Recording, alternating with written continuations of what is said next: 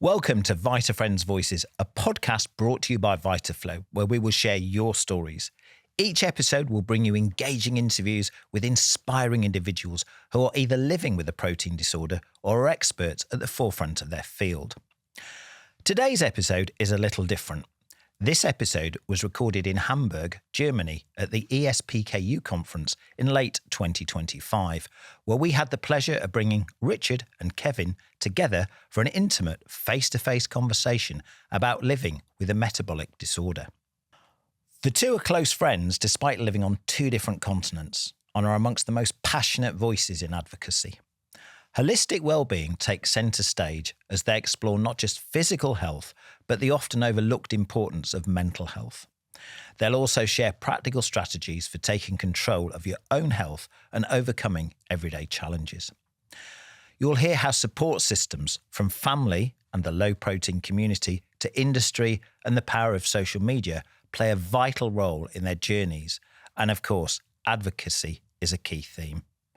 Richard and Kevin will reflect on the challenges advocates face and the incredible impact they can have on others walking a similar path. In this special bonus episode, we're handing the mic over to them for an open and honest conversation. So join us on the journey to inspire change. Now over to Richard and Kevin. So, Richard. Hey. So we know each other quite well, but for anybody watching who doesn't know us, first of all, yes, tell us a little about you. Okay. So I'm an adult with PKU, as you know. Was diagnosed, thankfully, from birth, and was born in the UK. So that was able to happen. I have been on medical-based products for my whole life, and incredibly grateful for that.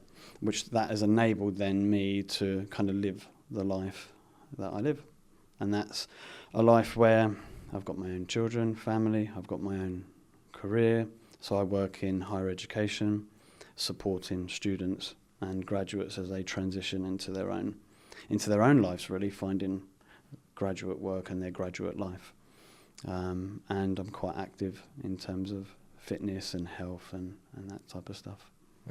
Yeah. So for those then who don't know you, I know you. But for those that don't, who are you? I'm Kevin Alexander. I have PKU. Was diagnosed, I guess, 9 days old. It's one of those stories my family always talks about, my newborn screening story. And was put on treatment for PKU early on and immediately. And I live in Louisiana, the United States, and I'm in the northwest side of the state, and so it was actually like a 5.5 hour to 6 hour drive to clinic, where I went to New Orleans, Louisiana, for clinic growing up, and I've been on treatment all my life. Understanding of PKU was different, back then when we were growing up in the 80s, and so when I was growing up, I was told that maybe one day when I became an adult, maybe I could go off the diet. And so I didn't really stray from the diet. I mean, my understanding of it was different back then, and it's grown over the years, but I didn't really stray from the diet until I was a teenager and in high school. And because I thought in a few years, maybe I could, one day go off diet, I didn't really go off, but I did experiment and try new foods and learn what I liked, and, wasn't really connected with my clinic for a few years, not drinking formula, and struggled, my late teens, early 20s for a while. And then when I began working in my early 20s, at one point, my wife actually suggested, because I was really struggling, and I still lived as if PKU was a reality, and I ate vegetarian and all that, but I didn't, do diet logs, and I wasn't doing blood samples, and I wasn't drinking formula, and I was really struggling. And my wife suggested, maybe you need to get back in touch with your clinic again. And when I did, that's when they told me about Diet for Life, treatment for life, and have been on that again ever since. And other than that, career-wise, I've been in video production my entire career. Worked in television news during my 20s, and then since, I guess for the last 18 years, almost 20 years, something like that, I've been working in the commercial production world. And just really thankful to do what I love. See, I didn't experience that. I didn't experience that transition of potentially coming off diet.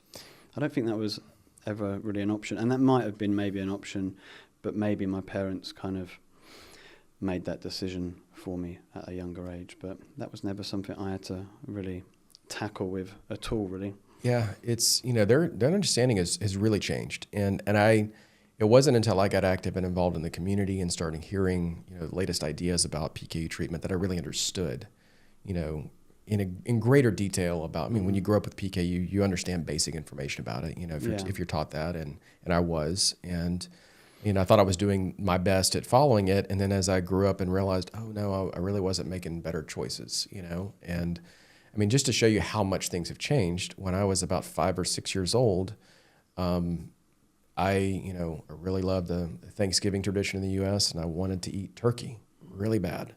I never really had experienced this desire to eat like everyone else except for that, and it's hard because, eating is really it's a social thing. It's one of the most social things that we do. Every time families get together, friends get together, there's a meal involved, and it's a bonding experience. And so when you're a kid and you have something that feels like you're excluded from the group, then that thing becomes a symbol of what you want. And for me, it was turkey. And my doctor said, well, 1 time per year, you can have a little bit of turkey.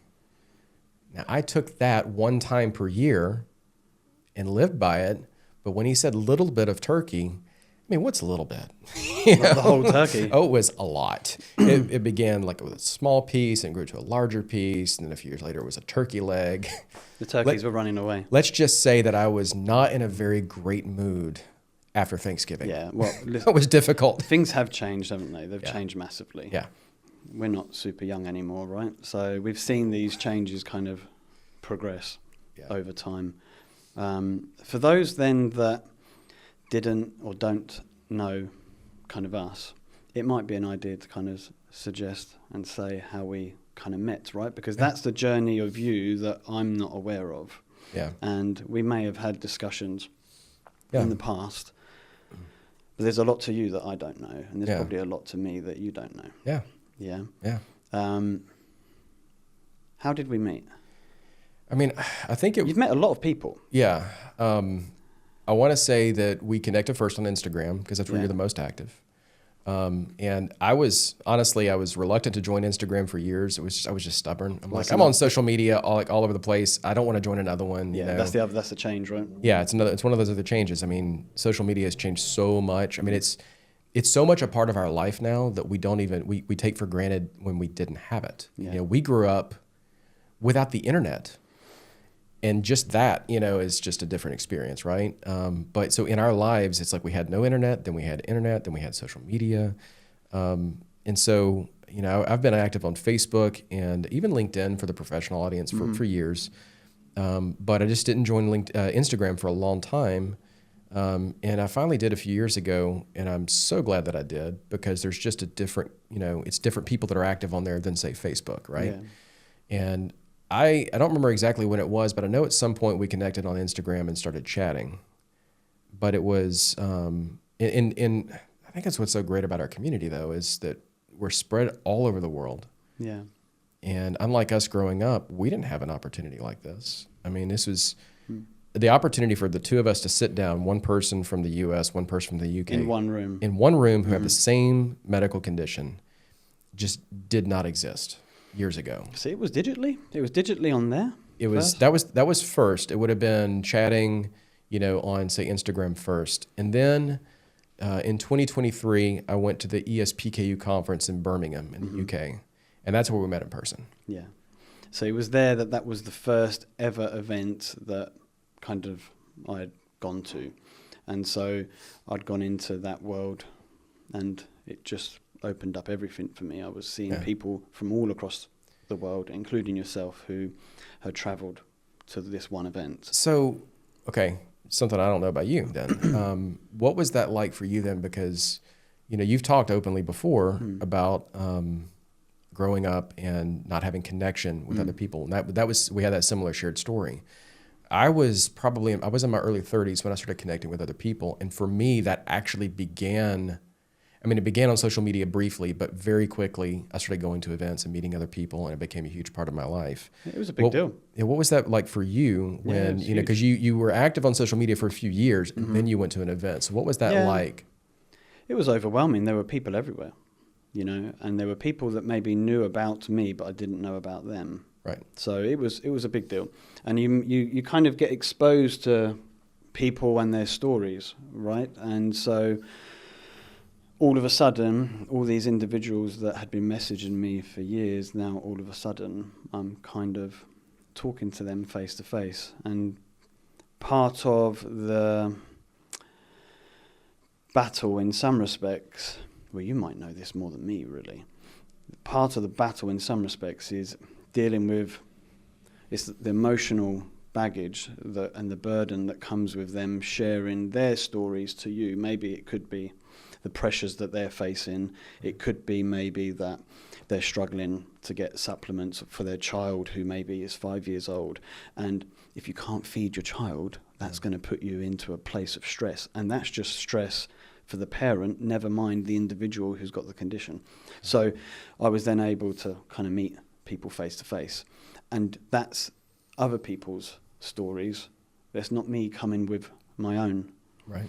And I feel like there's a challenge there, right?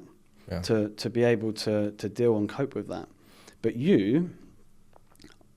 I knew you, well, I didn't know you, but I knew of you before you even knew I existed. And I would suspect that's probably the case for everyone you've ever met in this weird little community. Because you put yourself out there at a time when no one had done it ever. You were probably the only person who knew how to do it because of technology and your career. Yeah. And you put yourself on YouTube with a video that kind of, let's say, went viral at a time when going viral wasn't even really a term. Yeah.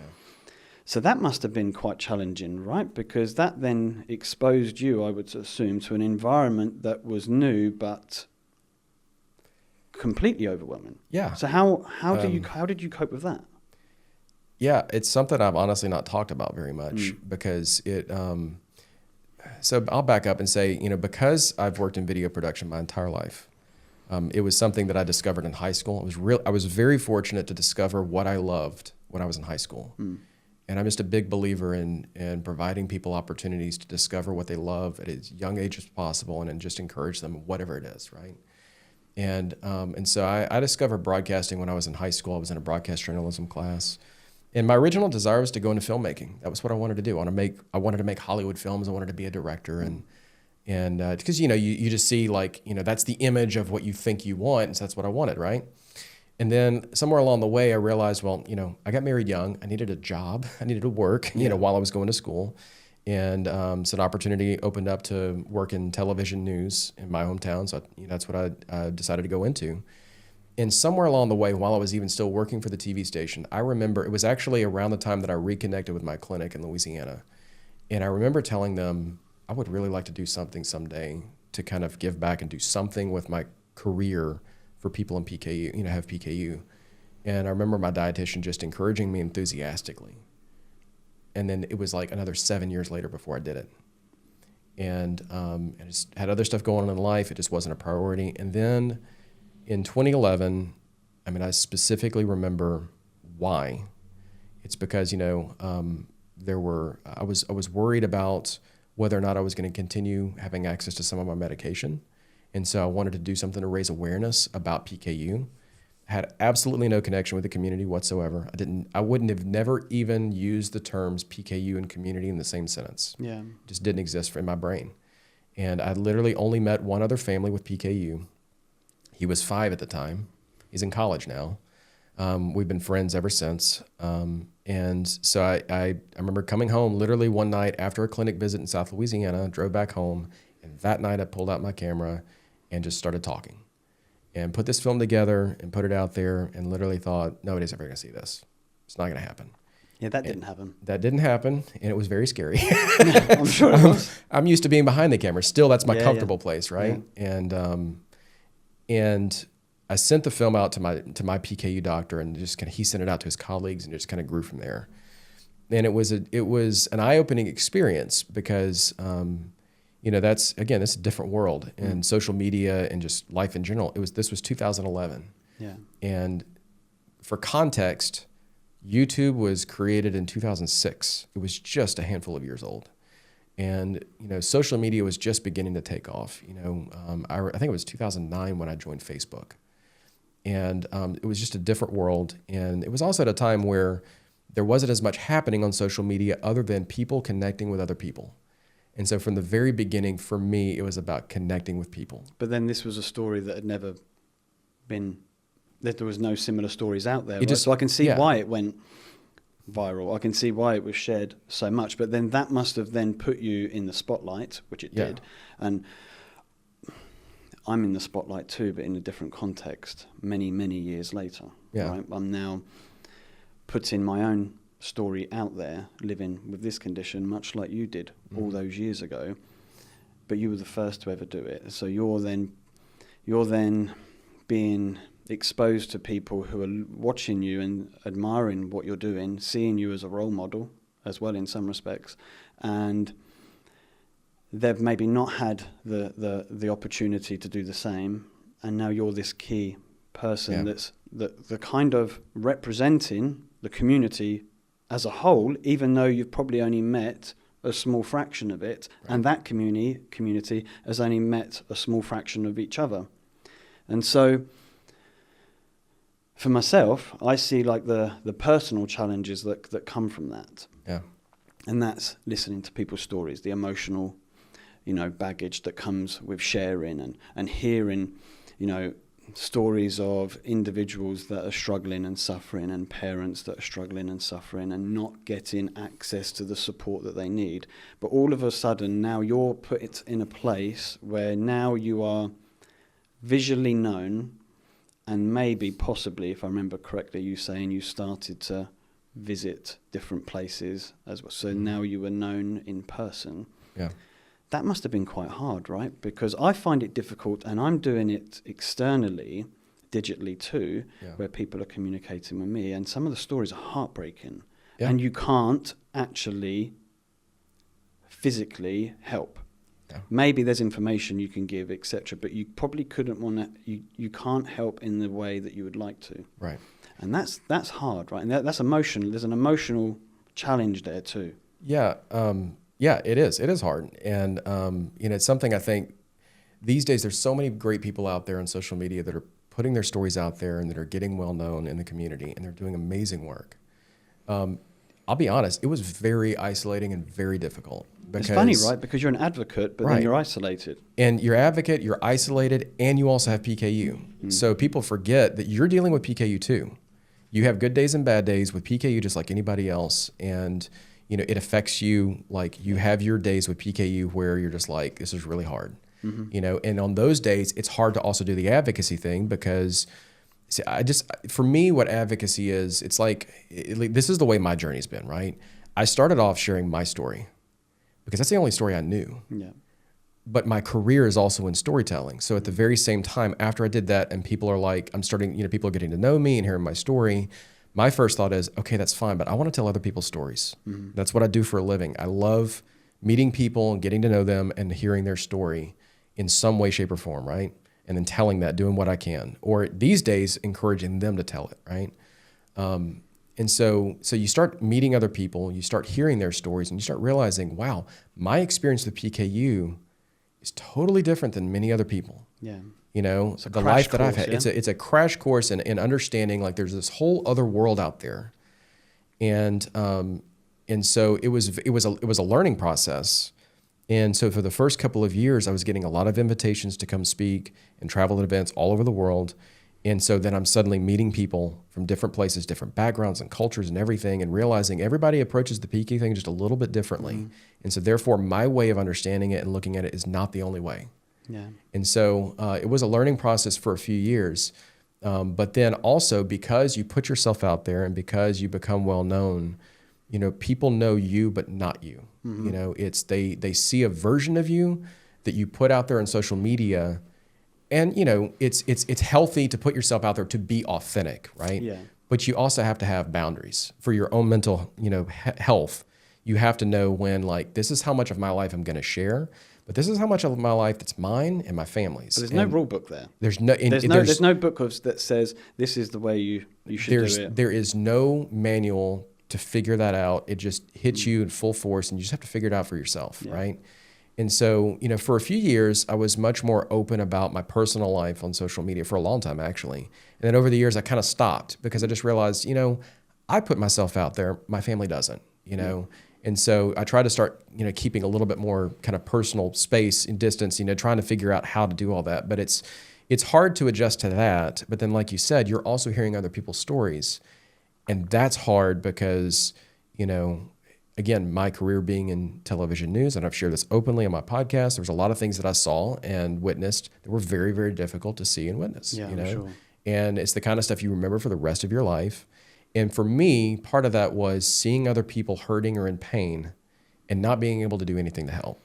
Yeah. And so when I started doing the advocacy thing, and I didn't even really understand this until the last couple of years, for me, part of that was, okay, I have a life with PKU that's pretty good. I'm very fortunate in that. But I've started seeing that other people don't. And if I can do anything to help them, I want to do that. Because it's something that you can do to help. Now there's like you said, there's a lot that you can't do. You put yourself out there, and I think this is a side of advocacy that we don't talk about a lot, because I don't know maybe if everybody experienced it. Like if people realize that everybody kind of does experience this out there, right? Yeah. But if you put yourself out there and you're visible, you start getting messages, you start getting comments, you start hearing stories.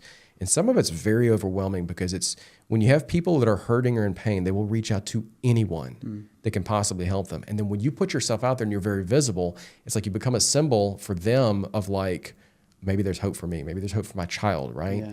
And so they start reaching out and then telling you about your problems, and sometimes you can't do anything to help.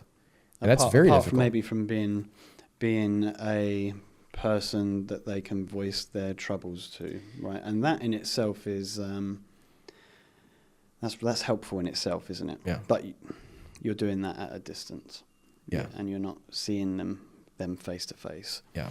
But that in itself is useful, isn't it? And that's what technology has enabled them to be able to connect to someone and ask questions and seek. And that's why I went and did what I did. Yeah. Yeah, I was looking for questions in terms of fitness and health, so it was different, but there was very limited research out there, and so I was able then to try to connect and realize there wasn't that much information out there.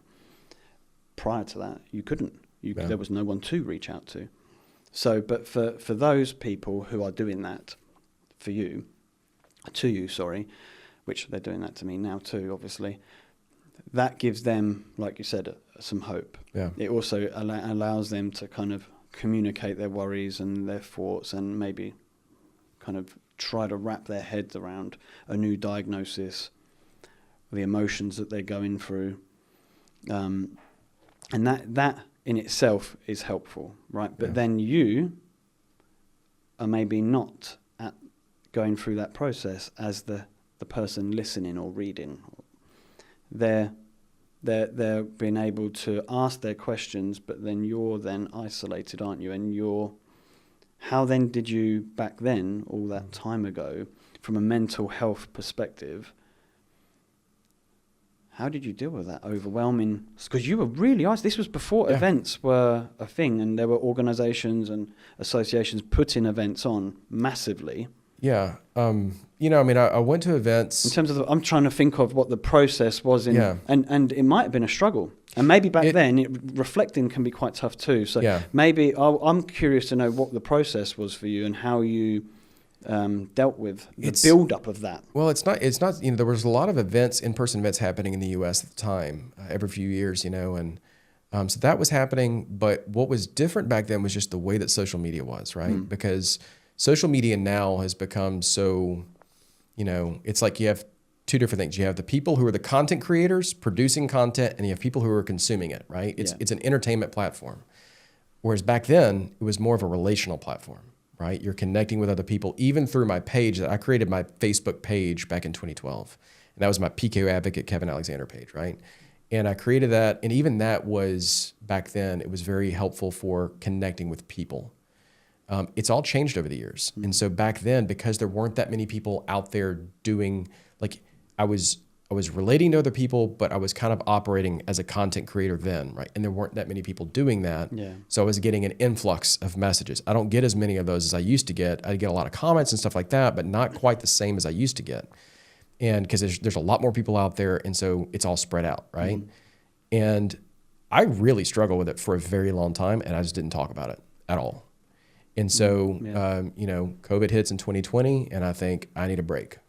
And honestly, I've shared about this before, but I got to the point where I thought I might be done, completely done. It's funny, right? Because then you live a life of isolation, living with a rare disease that's so rare that you are that isolated. Then you put yourself out there in order to connect and maybe help, and then that in itself then isolates you as well.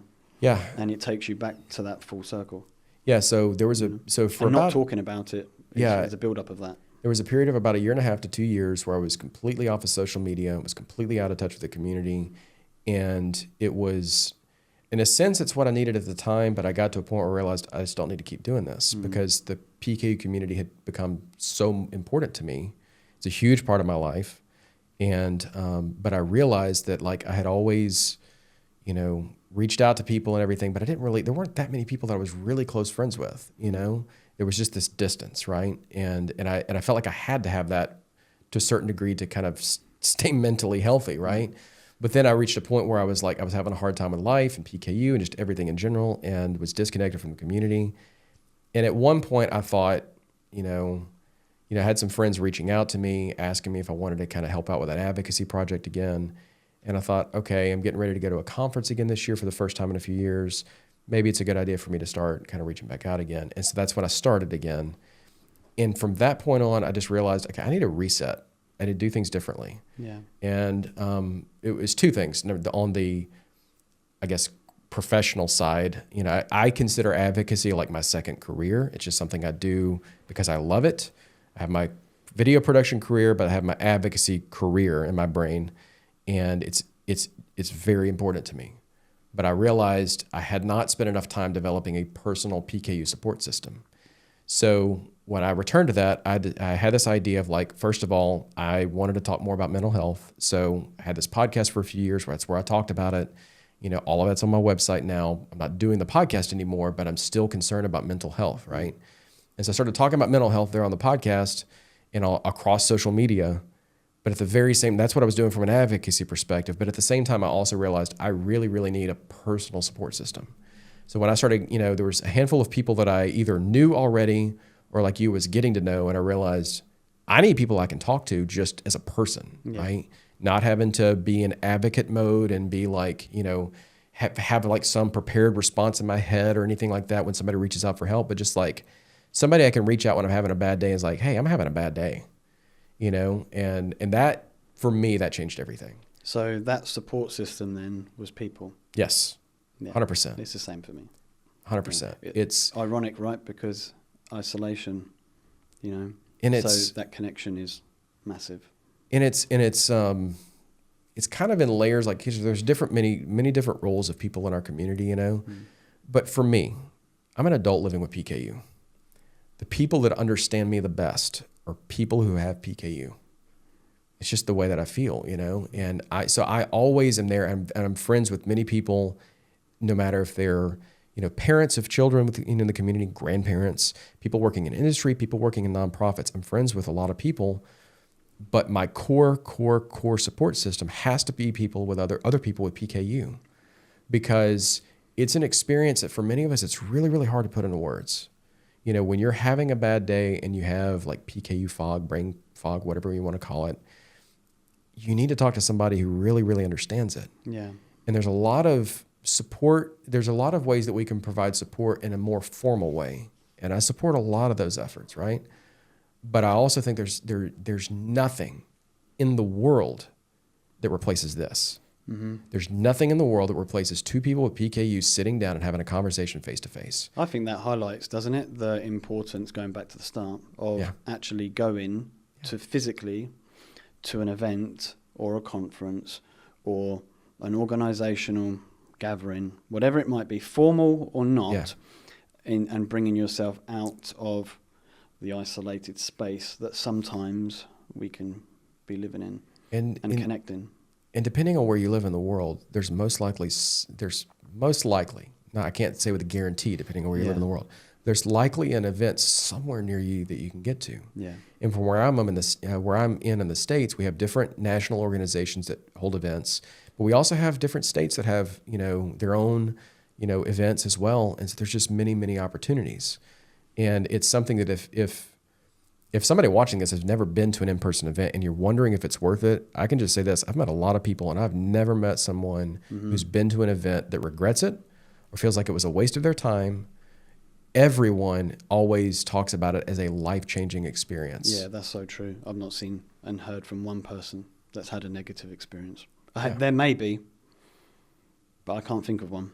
Yeah. I can't.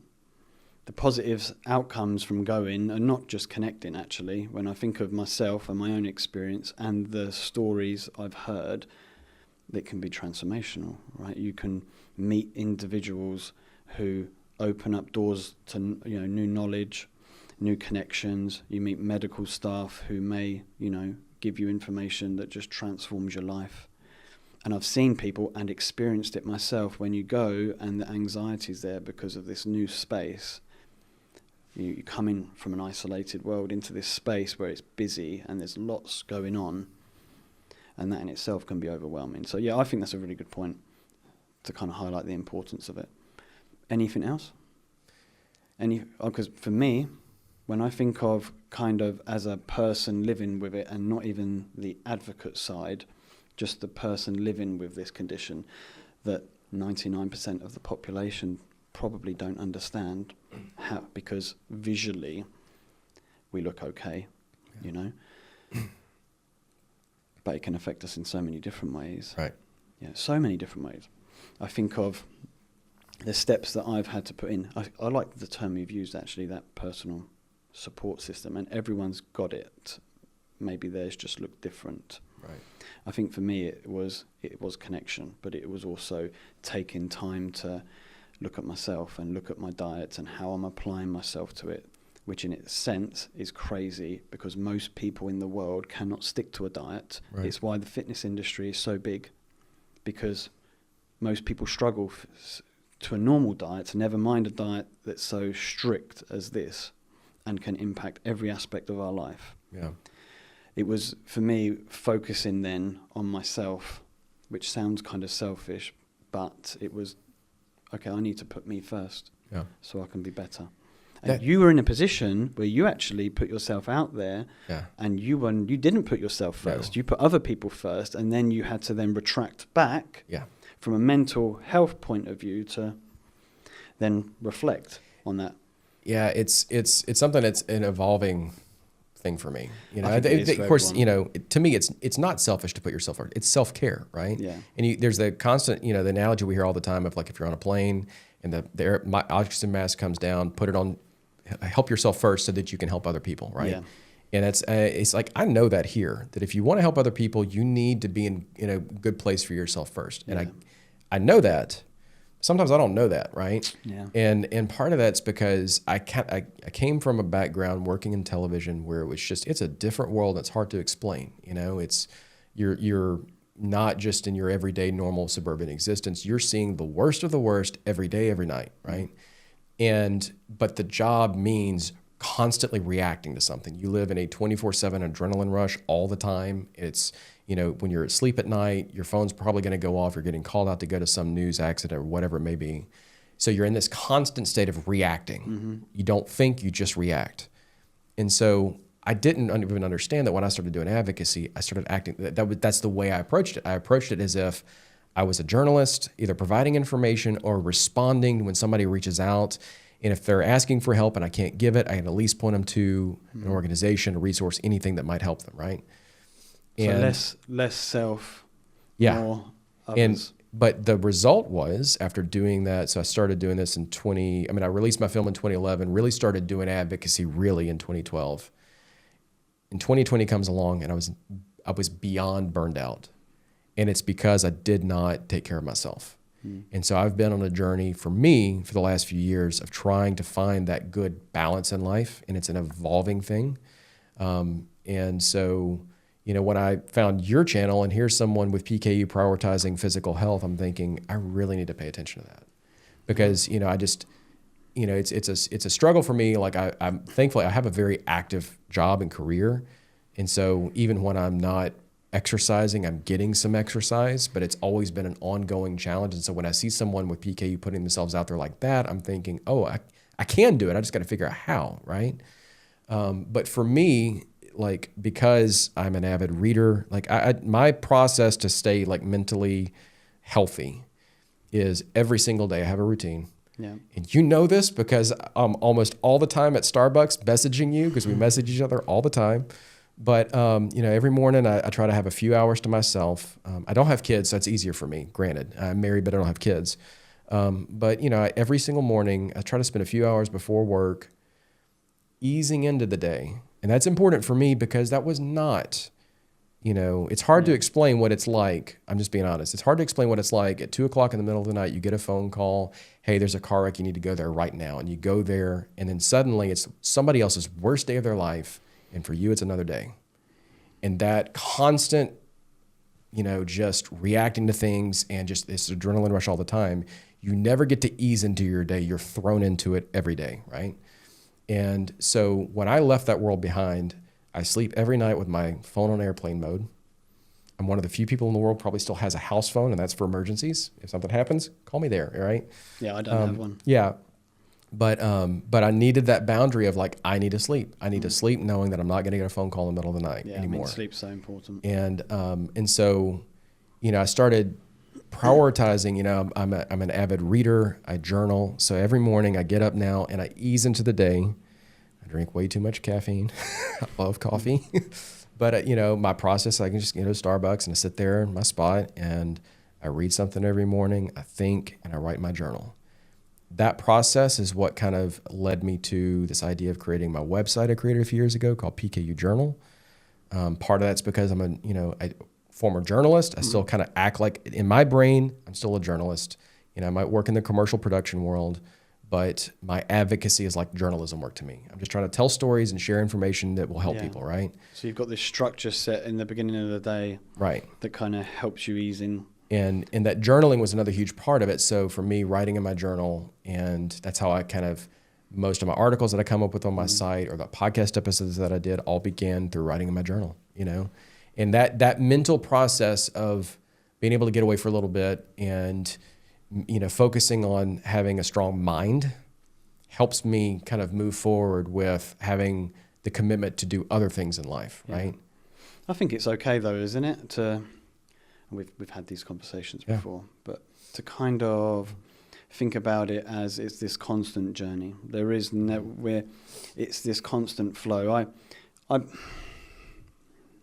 I kind of in my mind think of it as living with this condition is like carrying like a bag of bricks, and you can't see them.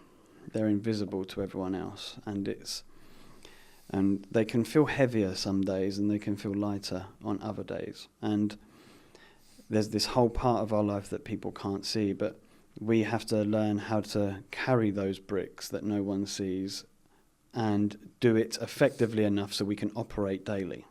Yeah. And sometimes, depending on this, that bag feels heavier. Yeah. And some days it feels quite light.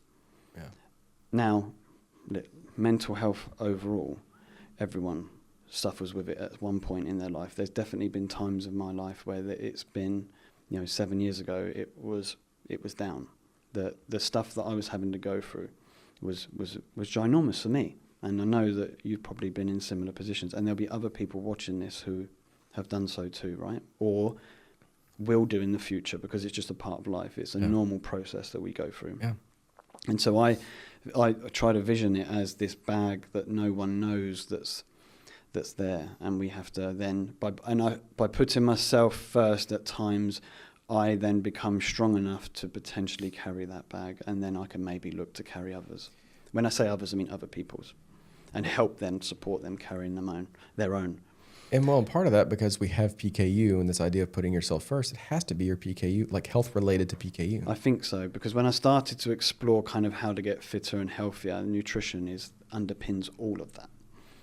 And there was very limited knowledge from an exercise point of view about nutrition. So that knowledge was rare. It was like you couldn't find it. Yeah. And so I had to kind of explore that as we kind of move forward. But I like the fact that you try to then put time in the beginning of your day to kind of set yourself up. And you mentioned that, okay, I don't have children, but, you know, we fill our life with chaos and stuff and get busy, regardless if we've got children or not. And there'll be people maybe who watch this who have children with the condition, and they have to somewhat try to mentally be strong for their children until they pass that torch over to them to carry those bag of bricks, the diet themselves. Well, I think part of that is... And they need to find their system too, right? I think it just affects maybe how much time you have to put towards it, right? But like, so if you're busy and you have kids, or just busy in life in general, even taking 5 minutes for yourself. Mm-hmm. There's all sorts of books that you can find out there that have these little short entries, little kind of like daily, you know, reading journals or whatever. And they have these little short entries you can read in like a minute, you know, just very short, 1-page, small, something to just read and think about. You know, I think it's for me, reading is more of like, it's a portal for me to think, not to just read for the sake of reading, right? Yeah. And so for me also though, I'm different to you, and I think it highlights how you need to figure it out for yourself, right? Because there's not one size kind of fits all. Right. For me, movement is a big part of my life, and that kind of sets me, you know, for moving forward. So I would probably choose in the morning maybe to try to do yoga. Yeah. I don't do it all the time. I would like to say I'm perfect, and I do it every morning. Yeah. I don't. But I try to. So consistently, if you were to look over the last 7 years, I'm better than I've been in prior to that. Yeah. And so I would have done more now than I would have done before that chapter. So mine would be maybe doing yoga or finding some time to self-reflect, right? And but yours is maybe, you know, journaling and books and reflection. And I think that's important because it kind of brings up something we were kind of touching on a little earlier when we were talking about advocacy. But I think the most important thing is figuring out what works for you. Yeah. Because everybody's different, you know, and you know, personally, I've, you know, studied a little bit of psychology over the years just because I enjoy reading about it and, you know, the different ways that people learn. And, you know, there's some people who are more comfortable in expressing themselves with physical activity, right? There's some people who are more like interior focused and centered on the mind, or there's some people who, you know, they might learn better by listening to something. Some people learn better by reading or watching something. You know, some people learn by doing. Everybody's different. And that goes back to advocacy, because I think what happens is any of us who put ourselves out there, we're just trying, I think the people who have some success with it are just trying to be themselves. Yeah. Right? You can try, if you try to go out there and put yourself out there, but you're doing it in a way that's not authentic, people can see that from a mile away. It's just, I still, even though social media has changed over the years, that's technology. Human behavior hasn't. Yeah. And people want to connect with other people who are real and genuine. And not, you know, not people who just, you know, like you said, we might all have our personal reasons for doing something, but if you only put yourself out there because of your agenda and what you want for other people to do for you, I think eventually some people are going to stop tuning in. Yeah. And so all that matters to me is just figure out who you are. That's a hard step, you know. Is, yeah. I think, you know, but just trying to be that person authentically, right? Let me ask you a question then. Yeah. To interrupt you, sorry. Yeah. Let me ask you a question. So if there was someone out there then who was living somewhere in the world who hadn't made those connections, right, and hadn't built the courage up just yet to reach out, what would you say to them? I think for me, a good first step is if you're someone who's open to be on social media, because, you know, not everybody is. And, you know, it's, I think, a reality we have to accept that when we're on social media, not everybody is on social media, right? But if you're on social media or you're open to being on social media, start engaging in the places where people hang out. You know, whether that's Instagram and following people who are on Instagram and chatting with them, or joining a chat group on Instagram, or if you're on Facebook, you know, joining groups there, whatever it may be. Getting to know people through the platform, not just, I mean, if you're just scrolling through and consuming, that's one thing. But if you're not engaging with people, you may not get a chance to meet them, talk to them, whatever, right? That's a first step. But then again, from then going to an event in person, if you're able to. I know for some people, depending on where you live in the world, that's very hard. You may not have the means to get there. Yeah. You know, that is the ideal, though, is trying to get to is the human connection in person. Because, you know, anytime you're able to sit down one-on-one or hang out with a group of friends, right? Having someone to talk to, right? Who understands the journey that you're on. I think that's key. It's an interesting experience because if you go to any PKU event in the world, there may be people there who have never felt like they belong anywhere. Yeah. And I think we both have had messages like that. People don't just struggle with the physical side of PKU. Yeah. They struggle with the isolation. I've felt that. I've lived that. I feel it every day. Yeah. You know, I have my advocacy life. I have my other life where it's just me living my life, you know, in my hometown, and people don't know about my advocacy stuff and everything. And it's good to highlight that because they might look at us and think that we feel perfectly fine most of the time. Every time I go to an event that's a professional event and I'm struggling to find something to eat, I feel it. Of course I feel it. Yeah. And that feeling never goes away. You have PKU. Well, we went out for dinner last night. Yeah. I think that's a good example. Yes. And what did we eat? Lots of potatoes. The waitress was looking at us like we were crazy. Yeah. We ordered fries and fries, more and fries and more fries and fries and a salad. And she said, what did she say? She said, we've got so much lovely food here and you guys are just ordering potatoes. And our reply was, you have no idea. This is a story we can't go into. It's a long story. You're way too busy. It's a busy night at the restaurant. We're not going to be able to get to this. Yeah, I think it's good to highlight that actually, you know, just because we're visual in this world, that actually we experience the same type of anxiety and feelings and troubles and worries and planning. And there'll be people who maybe have not gone to an event and haven't maybe connected to someone and may not commit to go to one or to reach out because they feel like these people feel completely different and they're not like I am. But actually everyone I've spoke to has all struggled in some respects in living this life. Well, and it's interesting too because, you know, when you get together like that, and we're hanging out and having dinner, right? It's weird because two things can be true. You can either sit down and talk about PKU because the other people understand, or you can sit down and not talk about PKU because you know the other person understands. Yeah. It's just whatever you want to do. It's like, it's okay. You know, you go to an event and you sit down at a table with people, you can either talk about it or not talk about it. It's okay because you don't, like, there's just this shared exchange of like, because we both have PKU, we know the struggle. And so sometimes we talk about it openly and other times it's like, I don't have to talk about it right now. Sometimes it just can be a look, right? Right. It's that. Yeah. Just a recognition. Yeah. Because I think when we think of kind of the strategies and the thoughts and what people think of kind of living successfully with mental health and trying to kind of live well, we can put out there sleep, fitness, recovery, self-care, all of these. But really, I think one of the big ones, and we're highlighting here, is communicating. Yes. Yeah, and being open. And there'll be some people, especially men. Yes. Yeah. That actually putting themselves out there from a communication point of view makes them then feel vulnerable. And that vulnerability then can be linked to weakness. Yeah. And that weakness then can feel like it undermines them and their confidence and everything. And what would you say to that? I think that's one of those societal pressures that people put on other people, men or women in general. Like, it doesn't matter, you know. It doesn't matter who the person is. It's something that society just puts on people of, you know, vulnerability is weakness. Mm-hmm. And I passionately disagree. Yeah. I think people use it as a weakness. I think people use it as a way to exploit other people and figure out, well, that person's, you know, emotionally sensitive or they're talking openly. I can use that to my advantage somehow, right? I definitely think that's true. But in reality, the best things that I have in my life are because I was emotionally vulnerable with somebody else. Yeah. And that's true. I mean, I've been married next year for 25 years. That's true in my personal relationships. That's true in, you know, the PKU community. You know, I mean, the fact that I met the PKU community at all is because I shared my story at a time nobody was doing it like that. And I mean, people were active and involved in advocacy, but it would, you know, it wasn't through like YouTube and it wasn't visual like that, you know?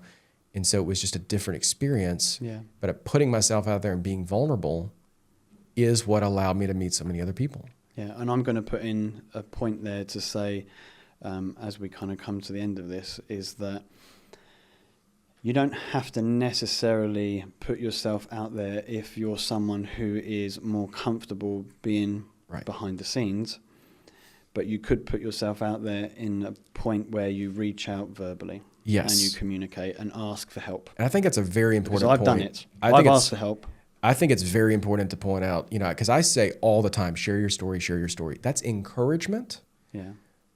Because I believe that there's power in that. And I believe that overcoming your fear is important because it can really unlock things in your life, right?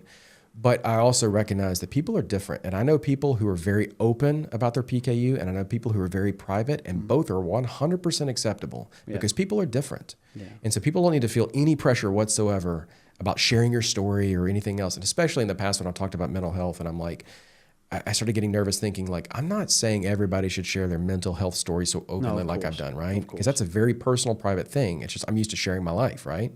But sharing with another person, human beings need contact. You need a friend. Yeah. Everyone needs friends. Everyone needs a friend. And it's better, to me, it's better to have a few friends or one friend or whoever that you know very well that you can say anything to and not feel judged for it than to have thousands of friends you barely know. Yeah, and it's harder to do that if you're maybe closing yourself off. Yeah. You know, so yeah. I think I'm just going to, one final message is for anyone who is maybe living that world, and I've lived it, where you're kind of isolated and on your own. From a mental health perspective, that can be a struggle. So it is just maybe just to reach out. You're more than welcome to send me a message, and that may start a conversation maybe that, you know, you can maybe reach out to other people too. But if there is any local events or professionals you can kind of seek help and support with at your clinic or whatever it might be that can open those doors, ask those questions, I think. Yeah, I think that... Or just ask for help.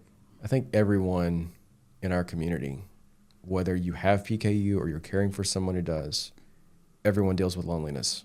Everyone. It's a very isolating experience no matter what role you come to, right?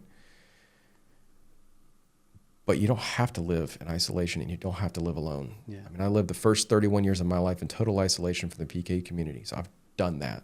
And now you're here with me. And we talk all the time. Yeah. Mm-hmm. You know, having not like that. This. Yeah, not like this. Yeah. Normally we're sitting there and it's just like, I'm sorry, this is going to be such a long message. You know, but we talk all the time, and that's huge for me because everybody needs friends and everybody needs somebody to talk to, and literally, it really can change your life. Yeah. If you're living in isolation, you know, you don't have to go out there and meet so many people at events or put yourself out there. If you're quiet and introverted and shy, that's perfectly fine. But having someone to talk to when you're having a bad day, or even when you're having a good day and having a win, having people in your life is so important. So it's just looking back and self-reflecting and thinking, how do I build that personal support system? Yeah. Okay. Yeah. Thank you, Mister. Yeah, it's great. It was great. Always great chatting with you. I always appreciate you. Thank you. Thank you. Thanks for tuning in. If you like this episode, please like and subscribe to this podcast and share with anyone you think might benefit from tuning in. Thank you for joining our vibrant community of Vitafriends, and for more information, please visit your local Vitafriends website. We look forward to the next episode.